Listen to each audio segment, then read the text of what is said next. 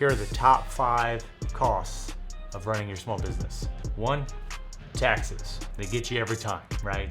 Everywhere you look, there's some sort of tax. Here in Ohio, we have what's called the CAT tax, the commercial activities tax. Now this can be a couple $100s all the way up to several $100s depending on the size of your business and the revenue it brings in. There are payroll taxes. Yes, you have to pay taxes to have employees as well. There are sales tax. Anytime you sell goods and services, you have to pay tax. And for me, there's also property tax. Now, if you rent a facility, that's typically tied into the rent that you're paying the landlord. But for me, as the owner of the land and the building, I have a large property tax that comes due every year to factor in my expenses and my monthly budgeting. Some of the most common expenses are your utilities monthly. Utilities are going to include your gas, your electric bill, your phone, your internet, things of that sort. Now these are things that are relatively going to be fixed costs that aren't going to vary a lot once you get your business operational. But it's things to consider in terms of monthly expense, especially when it comes to operating any machinery and controlling temperatures in your facility. Number 3 is maintenance. People are always going to break your stuff. Stuff's always going to break down. So you got to put the money back in the business because you can't afford to have equipment down for too long. In the gym industry, if you have a piece of broken equipment down for too long, it just looks like you don't care or you just don't have the funds to fix it.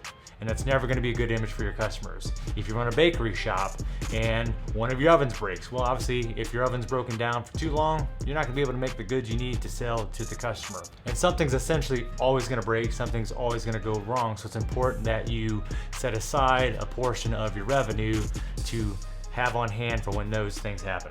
And sometimes you just have to invest back into your business. So whether that's in the gym industry, for me, I've always had to buy new equipment to keep it updated and keep the customers engaged and show them that I care and I want to constantly be growing them, the business and giving them a great experience.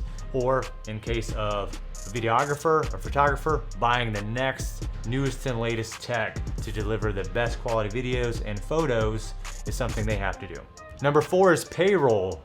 This is in most businesses your number 1 largest expense. The time and money you have to put into training and paying your employees to help run your business. Now this is something you guys you have to pay attention to because this can vastly get out of control very, very quickly.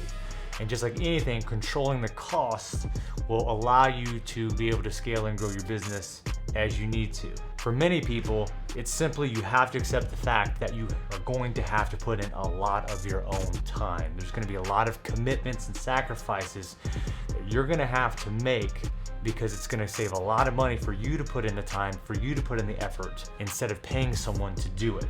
That's going to create literally tens of thousands, if not hundreds of thousands of dollars every year of open revenue to invest back in the business and scale. Also, at the same time, when it's starting your business, no one is going to represent and build your plan better than you. You're the one who came up with the plan, the idea, the concept, and you have to deliver on that. Even if you have to hire a few employees to help start running your business, it's important that you are there every day being active, coaching and delivering and representing the brand to the best and being an example for your employees and what you want your brand to become. And sometimes, guys, paying less employees more money is more effective than paying a bunch of employees a little bit of money.